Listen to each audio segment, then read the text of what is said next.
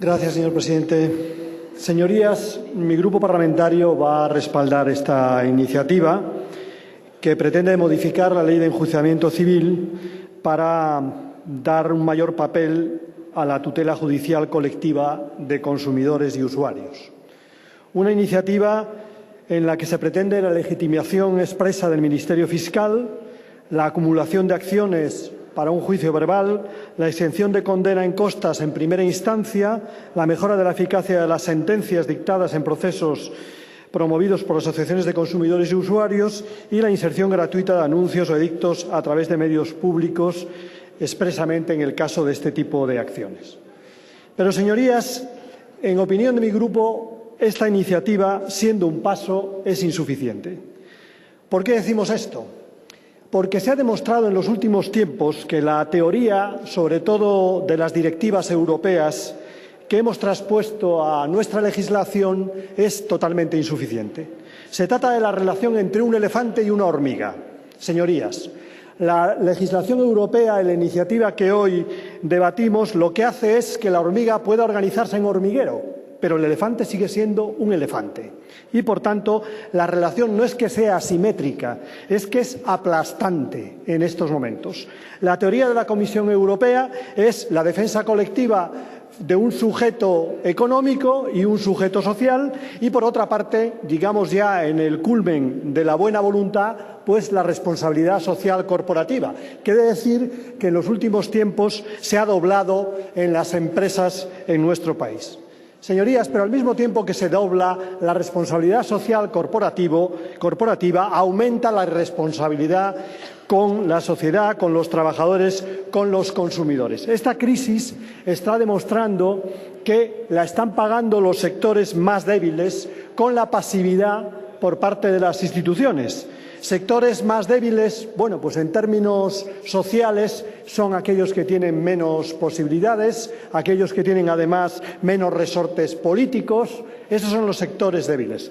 Pero si dijéramos en estos momentos un sector amplísimo que se está viendo afectado por la crisis sin prácticamente ninguna defensa, podríamos decir que es el sector amplísimo de los consumidores. La inmensa mayoría de los ciudadanos que se ven afectados no solamente por la voracidad fiscal que hace recaer el incremento impositivo sobre los consumidores y no sobre las rentas o patrimonios más altos, sino que también se ven ante la voracidad de las grandes empresas.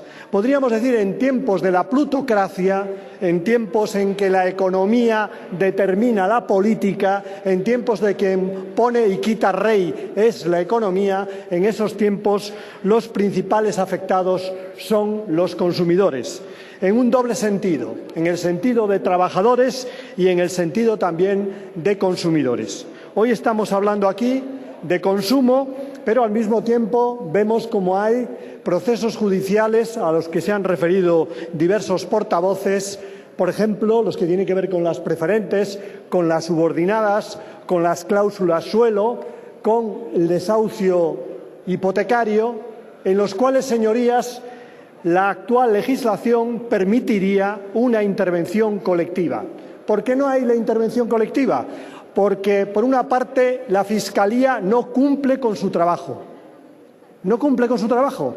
¿Cuántas de estas iniciativas, cuántos de estos problemas graves que sufren los ciudadanos han sido promovidos por la Fiscalía? ¿Han sido defendidos por la Fiscalía?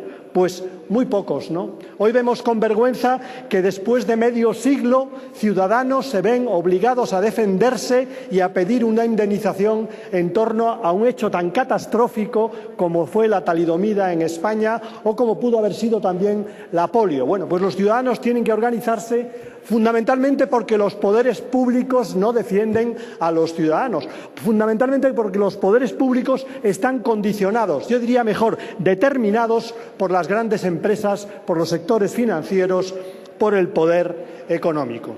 En ese sentido, señorías, nosotros respaldamos esta iniciativa, pero es una iniciativa que nos parece insuficiente, en el sentido de que garantiza la promoción de ese interés colectivo, garantiza también un mayor impulso a la Fiscalía, pero habría que preguntarse si el único ámbito es la última ratio, si el único ámbito para defender esos intereses de los consumidores que están siendo vulnerados cada vez más es la justicia, y si la justicia en estos momentos está funcionando adecuadamente.